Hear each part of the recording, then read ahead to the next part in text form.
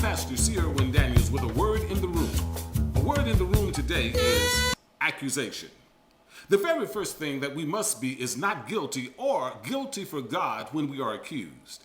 Daniel was accused in the 6th chapter of the book of Daniel. Daniel 6:5 says, "So they concluded our only chance of finding grounds for accusing Daniel will be in connection with the requirements of his religion." At this time, Daniel was over 80 years old and one of Darius's top 3 administrators. He was working with those who did not believe in his God, but he worked more efficiently and capable than all the rest. Thus, he attracted the attention of the pagan king and entered a place of respect. He also attracted the envy of co-workers. These jealous officials couldn't find anything about Daniel's life to criticize, so they attacked his religion. If you face jealous critics because of your faith, be glad they're criticizing that part of your life. Perhaps they had to focus on your faith as a last resort. Respond by continuing to believe and live as you should.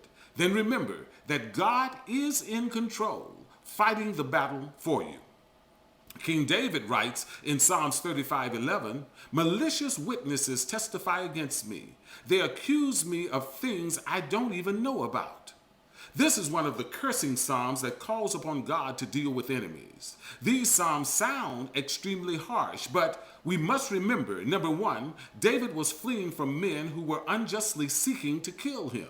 As God's anointed king over a nation called to annihilate the evil people of the land, David found it difficult to understand. Number two, David's call for justice was sincere.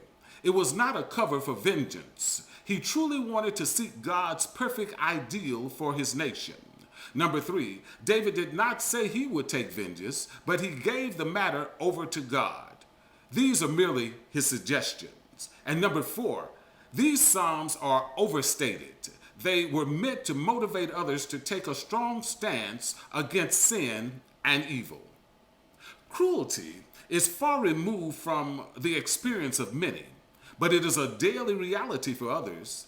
God promises to help the persecuted and bring justice on the unrepentant sinners. David cried out to God to defend him when he was unjustly accused.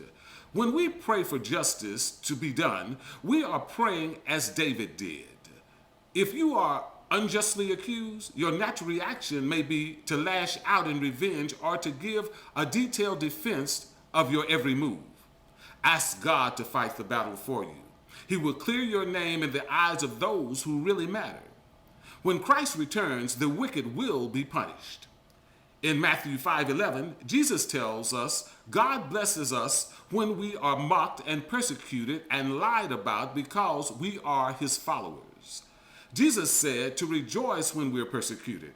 Persecution can be good because it takes our eyes off earthly rewards, it strips away superficial believers, it strengthens the faith of those who endure, and it serves as an example for others to follow.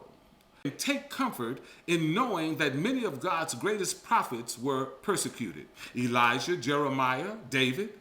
Our persecution means we have shown ourselves faithful. In the future, God will reward the faithful by letting them enter his eternal kingdom where there is no more persecution. That's a word in the room.